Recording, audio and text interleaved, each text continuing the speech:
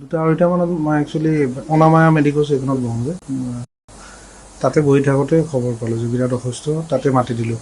তাতে চাওঁতে চুগাৰটো বহুত কম, চুগাৰ মাত্ৰ 60, BP ইফালে 85-50 এনেকুৱা ধৰণৰ। তাৰপিছত অহাৰ পিছত চেলাইন দিয়াৰ পিছত বেজি টেজি দিয়াৰ পিছত অলপমান সুস্থ হৈছে, ইমান এটা সুস্থ হোৱা নাই, টাইম লাগিব, অলপ সময় লাগিব। থাকিব লাগিব, কেবিনত আছে, এডমিট হৈছে। কিমানজন চিকিৎসকে তেওঁক চোৱা চিতা কৰি আছে? মোৰ আণ্ডাৰতে এডমিট কৰিলোঁ, কিন্তু তেওঁ একচুৱেলি যোৱা 3 ৰাতি ধৰি টোপনি অহা নাই আৰু খোৱা বোৱাটো একদমেই নাই, ডিহাইড্ৰেশ্যন হৈ আছে, খোৱা বোৱা নকৰাৰ কাৰণে ৱেইট লছ হৈছে। সেইকাৰণে মেডিচিন ডিপাৰ্টমেণ্ট, তাৰপিছত আপোনাৰ আমাৰ দীপেশ ভাগৱতী ছাৰে চাই থাকে তেওঁক, মানে চাইক'লজিকেল কাউন্সেলিং এটাও দি আছোঁ।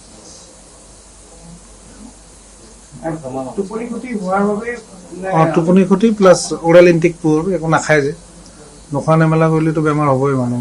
BP চিপি কমি গৈছে, চুগাৰ কমি গৈছে, ৰেষ্টৰ কৰে। 2-3 দিনত অকণমান সুস্থ হ'ব লাগে, চাওঁ। আগৰ পৰা নহয়, এই লাষ্ট 6 months মানৰ পৰা বেছি হৈছে। হয়, মাজতে আৰু এদিন এনেকুৱা হৈছিলে, 1 মাহমান হ'ল নেকি, আকৌ চেলাইন ল'ব লগা হৈছিলে।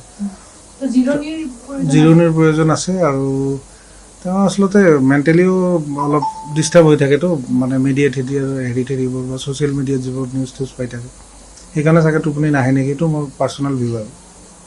টোপনি ক্ষতি হোৱাৰ কাৰণে বেছি হৈছে আচলতে। জিৰণি লাগিব তেওঁ। চুগাৰ লেভেলটো হাই হৈছে, ল' হৈছে, নোখোৱাৰ কাৰণে যিটো হয় আৰু 60 মাত্ৰ। কিমান থাকিব লাগে? 60ৰ ওপৰত নৰ্মেল বুলি কয়, কিন্তু 50ৰ তলত গ'লে মানুহ বেহুচি হৈ যায়। কিমান মান আছে এতিয়া? তাৰপিছত বাঢ়িলে, চেলাইন দিয়াৰ পিছত 135, 60 আছিলে। 60 আছে, মানে 60 প্লাছ থাকিব। মানে সেইটোৱে আৰু বৰ্ডাৰত আছে আৰু একদম ল' বুলিয়ে ক'ব লাগিব।